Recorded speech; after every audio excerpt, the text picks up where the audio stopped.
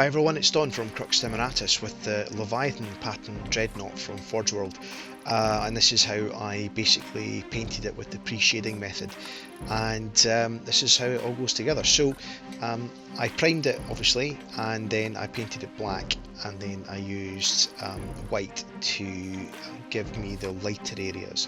So you'll see this is me just basically going over it in black, and then what I've done is I've gone over the bits that I want to be lighter in white, and you can see that around the sort of ankles there and the knee joints, and probably the best example is on the main plates in the background of this picture.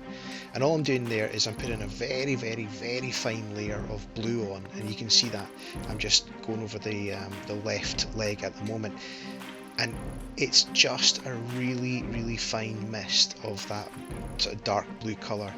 It hits the black, it goes quite dark, it hits the white or the sort of grey colour, and it goes much lighter. It gives you a natural gradient, and it gives you natural shadows and highlights.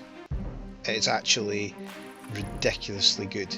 I mean, seriously, that's obviously right leg not done, left leg done, and that's the difference. So basically you do the pre-shading, and then you go over it with that nice dark blue. You can use Cantor blue, or you can use, you know, any of your other manufacturers' blue.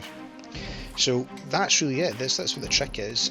So other things I was doing with the model, I wanted to make this a colour sergeant, which is a rank in the British forces, and I'm not really sure about other forces around the world, but I gave him a sort of sergeant's helmet with a white stripe down the middle of it, and that's really how it looks at this stage of the build. I've magnetised it so that I can pretty much pose it in any way, and it did take a long time to get that just taking a step pose.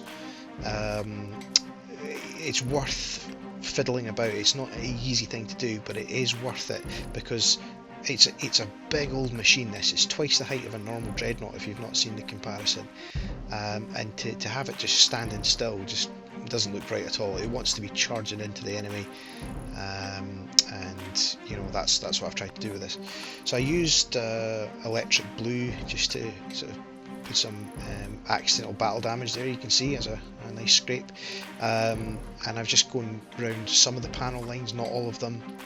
I have seen some versions that every line is hard edged, and I'm sure that looks great. It just wasn't really the look I was going for, but you know, anything that's a sort of nice lighter colour looks really cool. So that's the helmet. I gave him green eye lenses. I'm sure that's pretty standard. Quite like it. Obviously it's a lot easier when you've got an airbrush, and that was me. So the weapons, this one is, I think it's a storm cannon, which is like 4 autocannons, and a plasma bombard. Again, I've never really seen what that looks like, so I was just working out which side would suit which weapon better, because I could have magnetised them, but I'm not really going to play with this guy, so really I just thought, well, I'll pose it the best way I can. So I used the Model Air gunmetal, which is kind of standard really for me to just do that. So normally I would have primed it black first, and if I had my time again I probably would, but it does do a fairly decent job of covering this.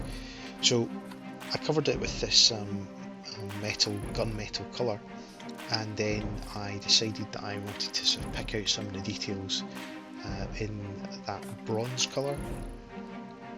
Nothing particularly fluffy about it, I just thought it was a fairly nice contrast. So that's what it looks like when you've done all the grey, and that's the bronze colour going on there as well.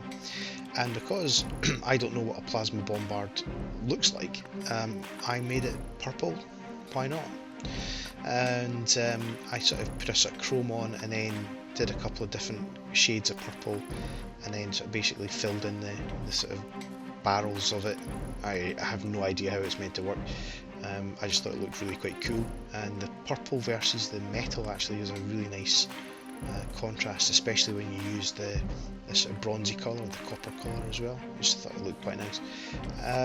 So that was me basically just making sure that everything fitted on perfectly. As I say, I fully magnetised it, and I left the head, so I can basically turn the head any direction, I can turn the body any direction. as I say, if I was gaming it would probably be important, but you know, I just thought I might sometimes want to change it. So what I decided I would do is, I've put some rust on the exhaust there, but obviously I'm going to go and put some decals on it now, or water slide transfers, whatever you want to call them, and basically just trying to work out what I had in my bits box that I could use. Obviously you see I put some dark earth pigment on the feet and the lower legs, just to make him look like he's been walking through a sort of dusty battlefield or whatever. So that was me just putting some gloss on there on the carapace, and obviously it's very shiny. And then I discovered an old transfer or decal that was like half an Imperial Eagle, so I decided I would split it and put it on either side. So I used the micro set and micro sol, and I've had really strong results with that in the past, but it didn't work this time. It just didn't take off the actual like film of the transfer at all. So I was a bit disappointed with that, but when it dried, obviously I sprayed it with matte varnish again, which got rid of most of the shine, and I put a little ultramarines bit on there and some text. Incidentally, the flamer weapons, I've magnetised them so you can have the Volkite weapons on as well. And that's really pretty much it. We're nearly at the end. It isn't as shiny as that in real life, I promise you. It's just because under those lights, and those lights are incredibly bright, so it looks shiny, and it really isn't. It's quite a nice matte. So considering the model is something that I've never really considered having before, I'm glad I went ahead and got it. I have a base for it, obviously, and I'll put that on there, but it's a fantastic model. I can see why people have gone and bought 3 or 4 of them at a time. The Siege one with the drill and the power claw looks amazing as well, but I quite like the shooty weapons. So all in all, the paint job is I found a guy, Roland Underwood, on the 40k for grown up site and things like that, and he had painted one this way, and I pestered him into telling me how he did it, and the reality was he was very kind enough to share that with me. So hopefully he's cool with me sharing it with you. I'm sure he will be, and that's how you get that really dark contrast.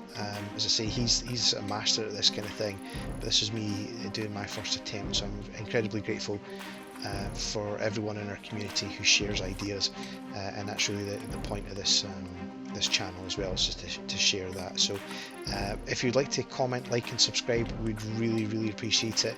Thanks very much for watching, and go and get one of these because they're fantastic fun. Thanks guys, cheers now, bye bye.